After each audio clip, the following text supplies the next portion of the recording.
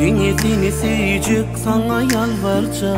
Sen dünyamı yada övürdün.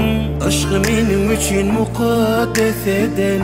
Bu yürek sevgisi, urgusu. Dağlar düzülür bize karşıya.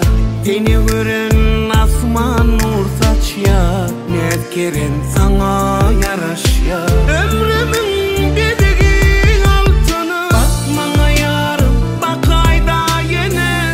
Seni sevir seriden böçeyin. Sana olan sevim güçler yer bana.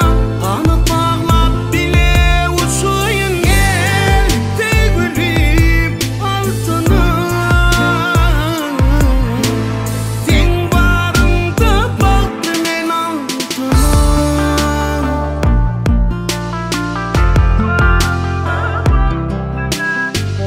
Sensin kömlümün şafi.